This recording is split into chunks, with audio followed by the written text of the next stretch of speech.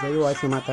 ఆయుష్ మహాసభ సేలం మావటం వాళ్ళు శ్రీ వాసిమాత జన్మభూమి యాత్రలో భాగంగా వాసిమాత ఆత్మహత్య దినోత్సవానికి 2 రోజులు మన వాసిమాత క్షేత్రం ఇచ్చేశారు. అంతేకాదు మన రాష్ట్ర సీఎం చంద్రబాబు నాయుడు కూడా ఈ వాసిమాత అగ్ని ప్రవేశం రోజున దర్శించి వాసిమాత ఆత్మార్పణ రోజును అధికారికంగా ప్రకటించారు. దీనివల్ల ఆంధ్రప్రదేశ్ గవర్నమెంట్ నుంచి ప్రతి సంవత్సరం పట్టు వస్త్రాలు అమ్మవారికి సమర్పిస్తారు. ఇది ఒక గుడ్ న్యూస్ అనే చెప్పవచ్చు మన వాసిమాత అమ్మవారికి. ఆయుష్ మహాసభ సేలం మావట వాళ్ళు చాలా ఘనంగా వాసిమాత జన్మభూమి యాత్రను నిర్వహించారనే కంటే చాలా ఘనంగా చేశారని చెప్పడంలో అతిశక్తి లేదు. 2 రోజుల్లో 2వ రోజు వాసిమాత సన్నిధిలో ఉత్సవాన్ని నిర్వహించారు.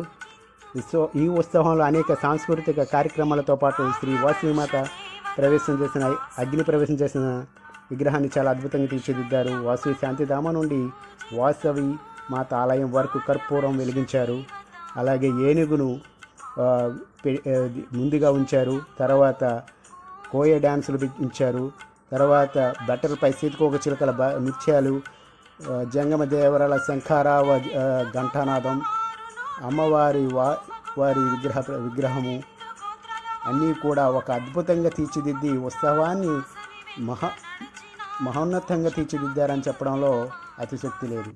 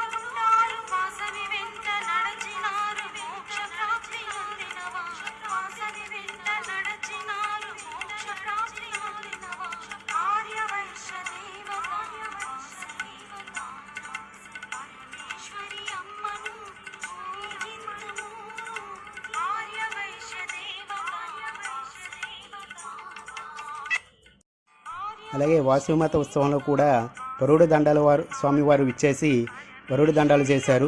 ఇది ఒక అద్భుతంగా హిందూ ధర్మంలో భాగంగా ఈయన ఎక్కడ చూసినా పరుడు దండాలు చేస్తుంటారు. అలాగే శ్రీ వాసవి శాంతిధామ నుండి వాసిమాత ఆలయం వరకు కర్పూరం తాడులా చేసి వెలిగించారు. ఇలా కర్పూరం వెలిగించడం వలన అక్కడ ఉండే ఆ ప్రాంతం అంతా శుద్ధి చేయబడుతుందని కర్పూరం గురించి తెలిసిన వారు ఎవరైనా చెప్తారు. ఇది చాలా బాగుంది. ఒక తాడులాగా పొడుగ్గా వాసవి శాంతిధామ నుండి వాసిమాత గుడి దాకా చేసి వెలిగించి కర్పూర అగ్ని జ్వాలల్ని రగిలించారు. ఇది నిజంగా ఒక అద్భుతంగా ఉందని చెప్పొచ్చు.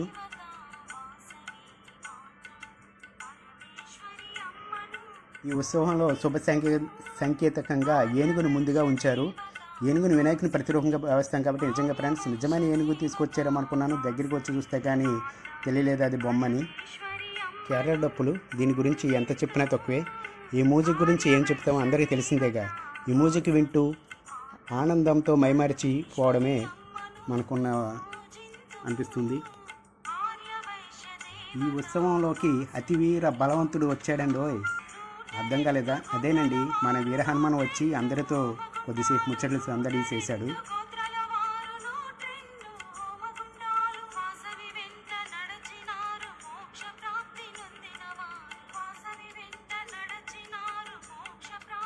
ఈ ఉత్సవంలో ఇంకో విశేషం ఉందండి. నేను ఇప్పటివరకు ఎప్పుడు చూడలేదు ఇటువంటి వాయిద్యాన్ని. నాదస్వరం లాంటి పొడవాటి గొట్టాల లాంటి మ్యూజిక్ గొట్టాలు వంటి నాదస్వరంతో మ్యూజిక్ వాయించడం చాలా అద్భుతంగా ఉంది. అసలు వాటిని నిలబెట్టి పెట్టుకుని వాయించడం చాలా గొప్పగా ఉంది.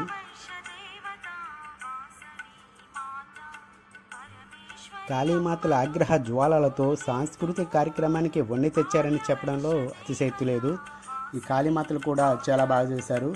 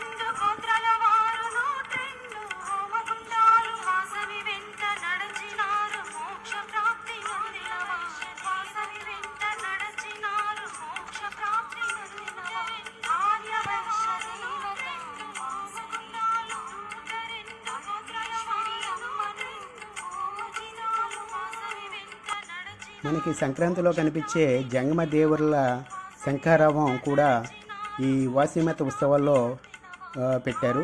ఇది కూడా చాలా అద్భుతంగా ఉంది.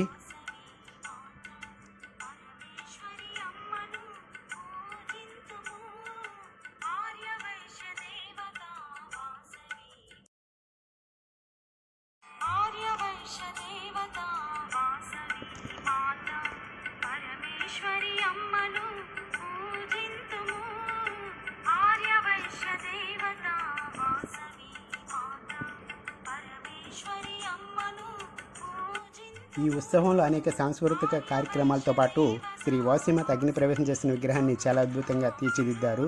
చూడండి ఫ్రెండ్స్, ఎంత అమ్మవారే దిగివచ్చి మన ముందు నిల్చున్నట్టుగా మూమెంట్స్ కానీ అవన్నీ కూడా అలా చాలా అద్భుతంగా క్రియేట్ చేశారు.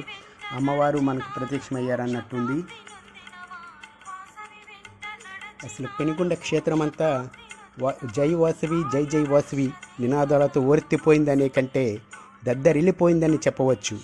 వాసవి మాత వచ్చి ఇక్కడ అంత అద్భుత కార్యక్రమం చేయించుకుంటుందన్నట్టుగా ఉంది. ఎవరి చూసినా ఎవరి నోట విన్నా ఒకటే నినాదం, జై వాసవి జై జై వాసవి. మీరందరూ కూడా చూసి తరించి వాసవి మాత అనుగ్రహం పొందండి. అలాగే ఎవరైనా సబ్స్క్రైబ్ చేసుకునే వాళ్ళు ఉంటే మన గోదావరి ఎంఎస్సి వాళ్ళ ఛానల్ని సబ్స్క్రైబ్ చేసుకోండి. మన దేవుళ్ళ గురించి వాటి స్థల చరిత్ర సాంస్కృతిక కార్యక్రమాలు చూస్తూనే ఉండి మన హిందూ ధర్మం కోసం నా చిన్న ప్రయత్నం మన హిందువులు అందరూ ఆశీర్వదిస్తారని ఆశిస్తున్నాను. అలాగే ప్రతి ఊరిలో ఉండే స్వయంభూ ఆలయాల గురించి, ప్రత్యేకమైన ఆలయాల గురించి మన ఛానల్లో తెలియజేస్తారని ఆశిస్తున్నాను. మీ ఆదరాభిమానాలతో మీ గోదావరి ఎంఎస్సి వాళ్ళ.